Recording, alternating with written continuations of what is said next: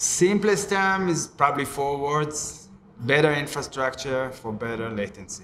In order to capture MEV, you need performance.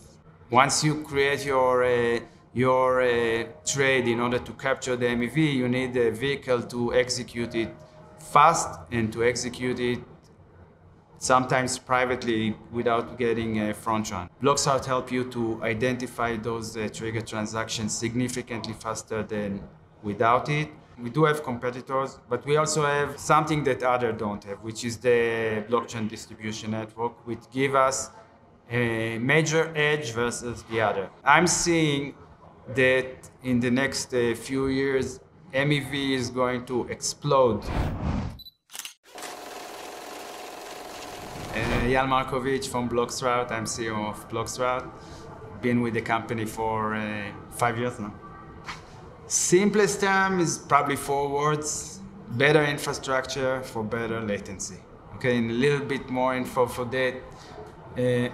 We're basically trying to make DeFi the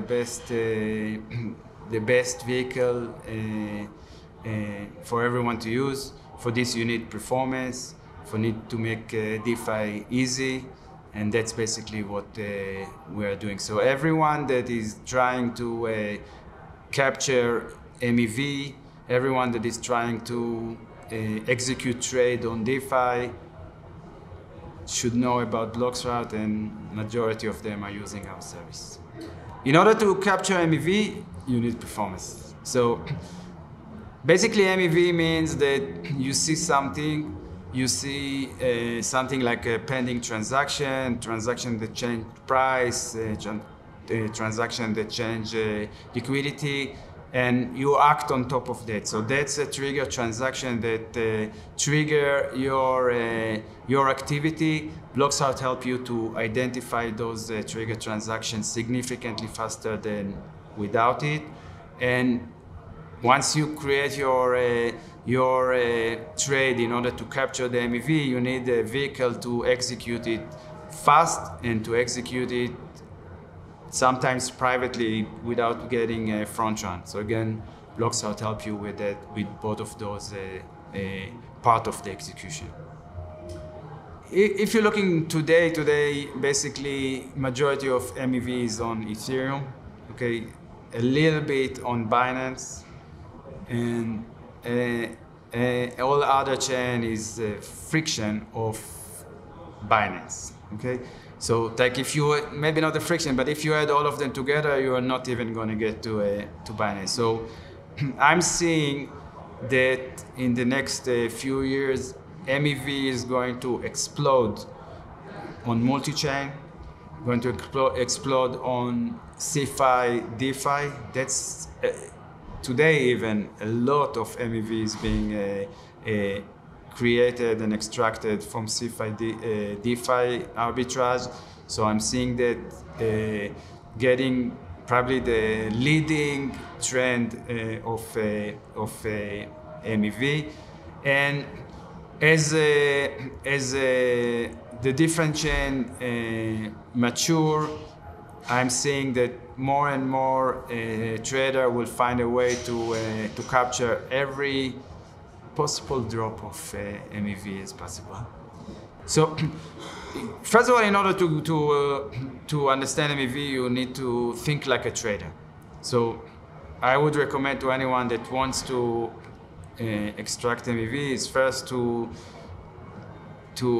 run a basic course on trading and run a bot, basically on a trading bot, just to understand the mechanical behind trading.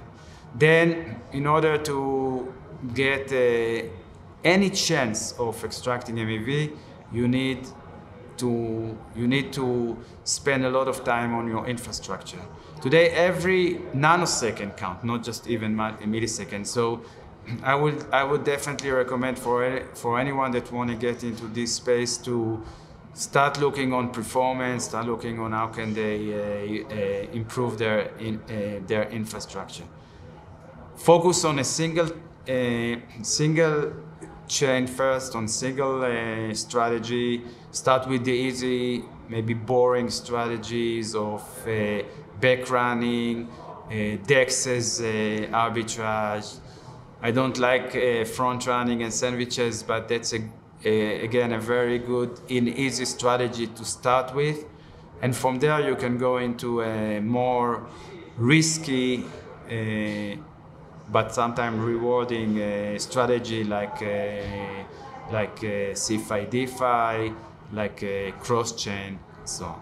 Where we are going to see the MEV activity is where there is a potential for MEV. Okay, so what do I mean by that? Think about Solana as an example. Just before the FTX crash, Solana was probably number 2 or number 3 in terms of DeFi activity. So there was quite a lot of option. It's hard to extract MEV on Solana, but there was a possibility to do that. After the FTX crash, there was no DeFi activity. No DeFi activity, no MEV. So what I'm thinking is that MEV will be driven from DeFi and not DeFi from MEV. If a chain will find a way, for example, instead of using PBS in Ethereum, to use a sequencer, to use a decentralized sequencer in order to give better services for retail user, and that will result with more DeFi activity, MEV will exist there. First, we are 6 months after the merge. Okay, so pre-merge, there were no block builder. It was basically just a miner. There were only searchers. So searchers are basically looking for opportunity in the mempool, finding them, and then execute their trade. They are trying to maximize their inclusion rate. How many of their trade will go into the next block? Okay. Block builder, on the other hand, get activity from searcher, get the mempool, and trying to compile the best possible block.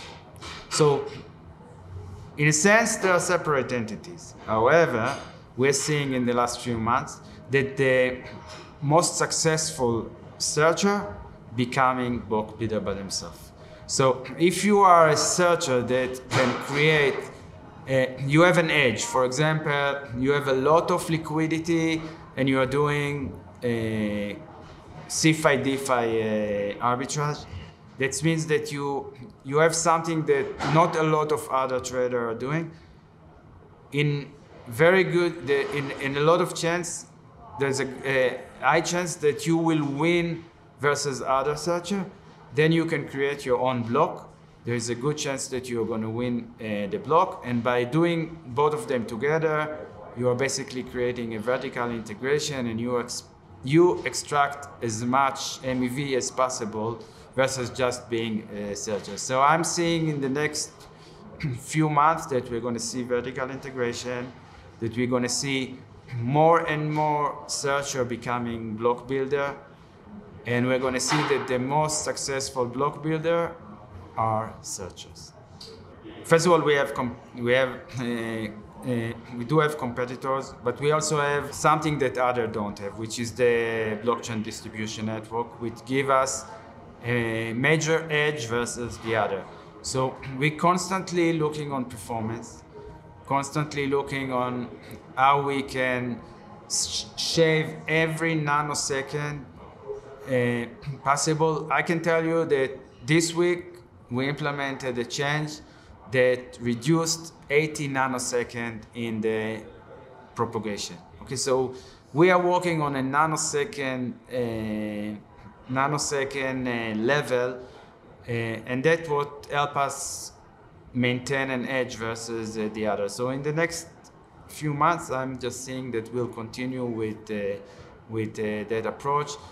The better infrastructure is by far the core for our business. If we can maintain better infrastructure, better performance, all the rest of the things that we are doing, like relay, MEV builders, and so on, rely on that, and it will allow us to maintain our edge.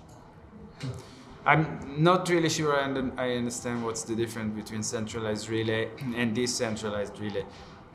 Everyone can run their own relay today, so in a sense it's decentralized. The fact is that we only see 7 or 8 relays is because a relay by itself doesn't make any revenue. You can't make it a business. So the people that are running relay today are either companies like Bloxroute that's using that in order to offer more like an umbrella of service, not just a relay by itself, or individual or company that basically wants to help the ecosystem and are saying, I'm going to run a relay not to make money, but just I made enough money from in the past, now I'm going to burn some money by running a relay. So I really don't see that in the next year we're going to have 100 of relay. It's not going to be decentralized from that concept. I still think that we're going to see a relatively small number of relay, unless there will be a simple and elegant way for relay to make revenue.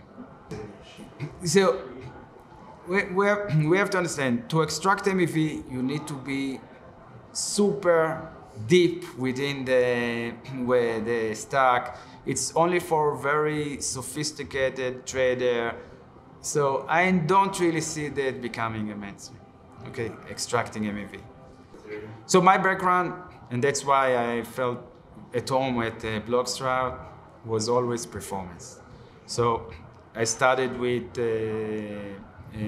many years looking into application performance, databases, web application.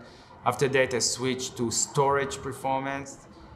When storage, you are talking about millisecond again, we're talking about nanosecond.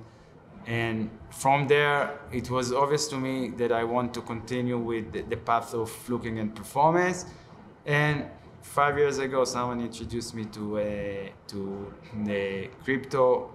My co-founder invited me to join the company and work there.